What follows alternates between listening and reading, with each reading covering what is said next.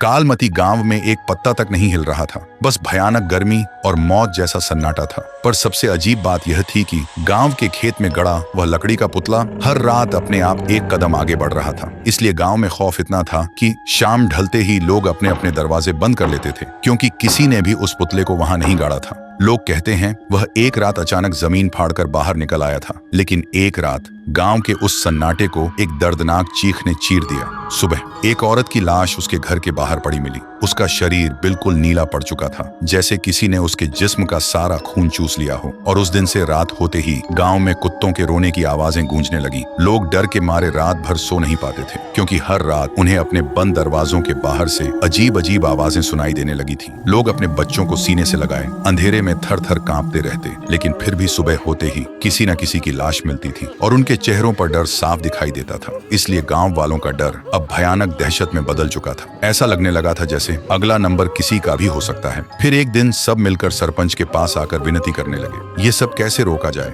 गांव वालों की दहशत देखकर सरपंच ने आखिरकार रात में एक तांत्रिक को बुलाया। तांत्रिक ने आते ही महसूस किया जैसे किसी ने वहां की हवा से जिंदगी ही निचोड़ ली हो। फिर वह अपनी आंखें बंद करता है और देखता है कि कुछ वक्त पहले चांदनी नाम की लड़की अपनी बीमार माँ के लिए रात के अंधेरे में दूसरे गांव से वैद्य को बुलाने जा रही थी। लेकिन कुछ दूर जाते ही उसके सामने सरपंच का बेटा आया और उसके साथ दरिंदगी की। फिर उसे मारकर खेत में फेंक दिया। उधर बेटी के इंतजार में बीमार माँ ने भी तड़प कर दम तोड़ दिया। लेकिन चांदनी की आत्मा बदले की आग में उस खेत में रखे उस पुतले में कैद हो गई थी और तब से वह पूरे गांव को मिटा देना चाहती है। यह नजारा देखकर तांत्रिक की रूह कांप उठी। फिर उसने गांव वालों के सामने सारा सच बता दिया। सच सुनते ही सरपंच का सिर शर्म के मारे झुक गया। अगली सुबह गांव वालों की भीड़ उस खेत के किनारे खड़ी थी। भीड़ के आगे सरपंच था और उसके पैरों में गिड़गिड़ाता हुआ उसका अपना बेटा। सरपंच की आंखों में आंसू थे, पर हाथ में एक कुल्हाड़ी थी। तभी उसने एक झटके में अपने ही बेटे का सिर धड़ से अलग कर दिया। खून के छींटे सीधा उस पुतले पर जा गिरे और सरपंच घुटनों के बल जमीन पर गिरकर रोते हुए बोला, तेरा बदला पूरा हुआ चांदनी। इस पापी खून से अपनी प्यास बुझा ले और इस गांव को बख्श दे। तभी